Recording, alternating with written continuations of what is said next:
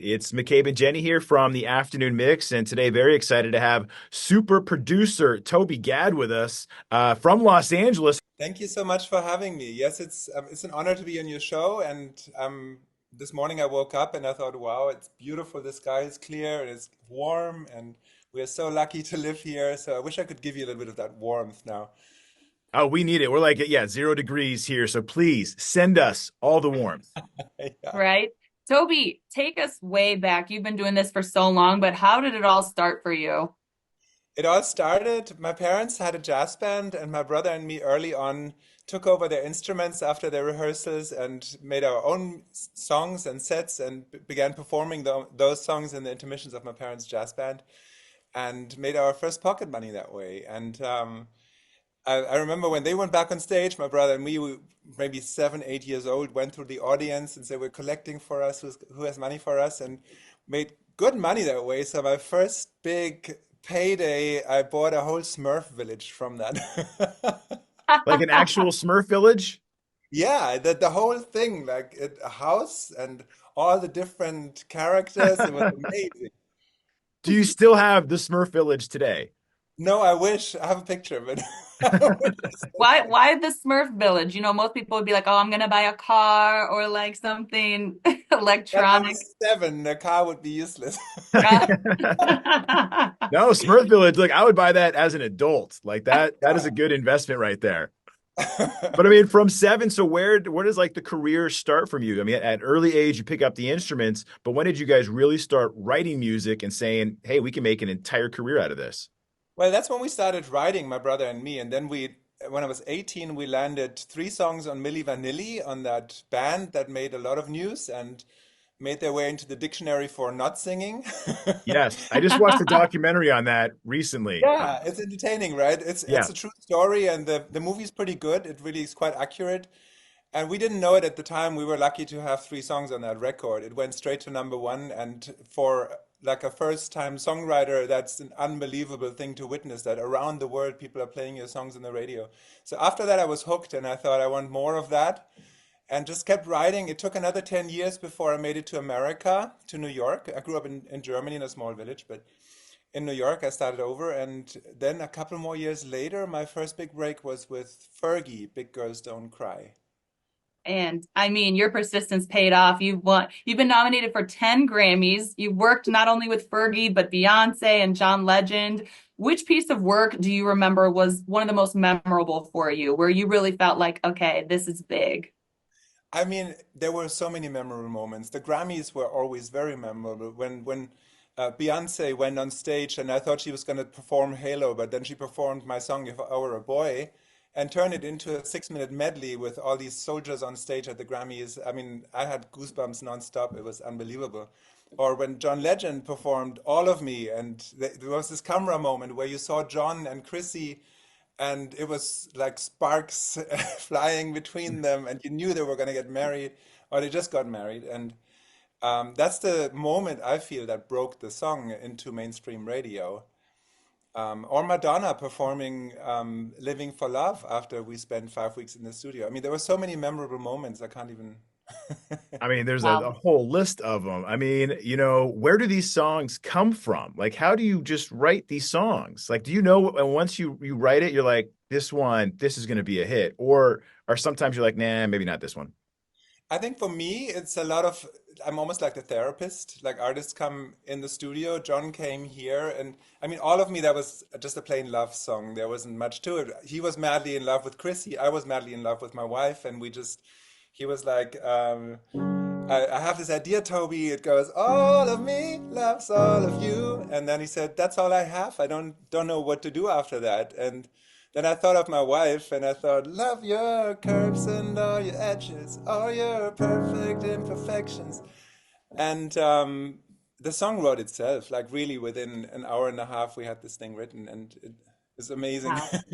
That's incredible. So you worked with so many superstars, but now you started a project known as Piano Diaries. Can you tell us about that? Yeah, yeah. So 2 years ago, I was a judge on German Idol, and I was really surprised that a lot of the contestants not only came singing my songs, but wanted to hear the stories behind the songs. So I felt maybe it's time to re-record all these songs with new artists of today. And I started with Victoria Justice and asked her if she wanted to do it. And she said, I want to sing Big Girls Don't Cry. So we recorded a version, released it, and Kelly Clarkson loved it so much she had us on her show. And then Universal Republic said, why not use our artist for Skyscraper? So we did Skyscraper with Camilio and Little Do You Know with Kiki Palmer and Aloe Black, and then Untouched with Johnny Orlando. He's a big TikTok sensation from Canada, and All of Me with Celine Sharma. And then If I Were a Boy, my Beyonce song, I asked Angelina Jordan. She has a beautiful voice. She's 18 years old, and she's such a underrated, incredible, like a young Amy Winehouse voice. That's what we heard too, Yeah, right yeah. away. Yeah, amazing. And then we really hit it off and we released two more songs and we released an original, Bad Valentine. And Bad Valentine is a song that I'm very proud of, that I love very much, that I think is now that Valentine's Day is coming up, Yeah. it's kind of the anti-Valentine's song where everything goes wrong. You have a Valentine's date that completely doesn't care about you and stands you up and just walks out on you. No remorse. I can relate to that one for sure. You can. I'm Yeah. sorry. You know what? And being a judge on Idol as well, and you've worked with so many artists that are already established. What do you look for in a new artist? I always like artists that wear their emotions on their sleeve and that have lived and suffered and laughed and usually we start the songwriting session with a conversation and see what's the mood of the day, what do they feel, are they in tears, are they happy, do they feel angry? And then, I mean, my therapy in me just let that drill a little bit into their life. And something happens, and boom, we have a song. I don't know how it happens, really. So being a judge and seeing a lot of up and coming talent, like even on the show, what are you looking for? Is it all in your ear? Is it a unique sound or what stands out to you? I think it's being memorable, that you remember something, that there's something in that artist that others don't have. And also, it's the same for me for songwriting. I kind of think backwards. Like, let's say you hear a song for the very first time, and then the next day you remember something. And that's the bit that I want to start writing the song with. If I have that something, then I feel like, wow, I can make a song out of that. And like create memorable moments that resonate and make you feel something. And being a judge on the show, are you honest with people? If someone just cannot sing, will you be honest and be like, "Hey, great job trying, but maybe something else"? There were some moments like that were quite funny, yeah.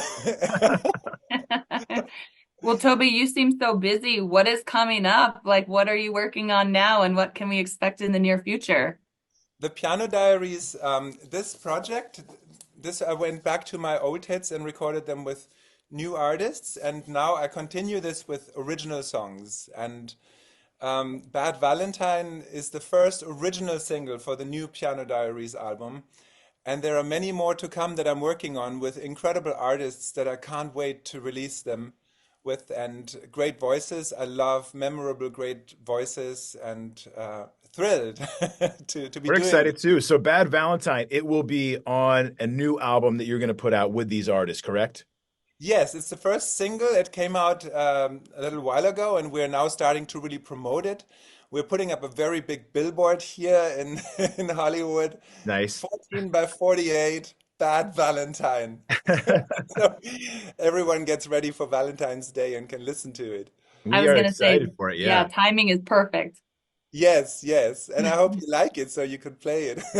We can't wait to hear more of the artists and songs you put out on the project as well. And maybe we'll get some more Grammys. Like, I'm kind of seeing in the background. Is that a Grammy in the background There right is there? there are different awards. There's a Diamond Award for All of Me, which Wow. is Okay. probably even more meaningful than a Grammy. For All of Me, which I think that was like 3 years ago, it surpassed 13 million. But what is that nowadays? That was in the days when you would buy things and download things, and in streaming numbers, I mean, All of Me, I think it's a very big streaming song. I heard some numbers that now it's at my total work is like at 19 billion streams, which I don't know how that's counted That's together, but insane. I have to ask, since the Grammys are coming up, is there anyone you're kind of looking out for that you predict will have some big wins? yeah, so I started a podcast recently. It's called Songs You Know and the Stories You Don't. And my guest this week is Justin Tranter. And Justin Tranter wrote Good Luck Babe with Chappell Roan. And Okay. that's a song that makes me jealous. I wish I was part of that. It's such a good song. And she's so incredible. And Chappell Roan, also, if you listen to her like, I think 2017, she released an album that just blew me away once I discovered that. What a great artist. So I'm all in on Chappell Roan and Good Luck Babe. Do you think Best New Artist will be going to Chappell Roan? It's a tough category. Who are the other contenders? I don't know. I love It's her. like Benson Boone, Sabrina Carpenter, Sabrina Carpenter is Chappell, one. Uh-huh. Hmm. Teddy Swims. Eddie Swims, yep. Uh-huh. It Those would are be just a Chappell few. Roan hands down for originality. I think she has such a unique story and such a personality that is one of a kind, super memorable, and she has insane talent. Her voice is unbelievable. Okay, we believe you. Yeah. And I do love the fact, Toby, that I think this is like the only interview we've ever done where you're sitting at a piano. Oh yes, yeah. You're Can you ready give us, to can you go. give us a little like session? Can you give us a little a taste of something? Yeah, this is where we wrote All of Me with John Legend, and it's a beautiful Bösendorfer piano. Uh-huh. And I don't know, I can play a little.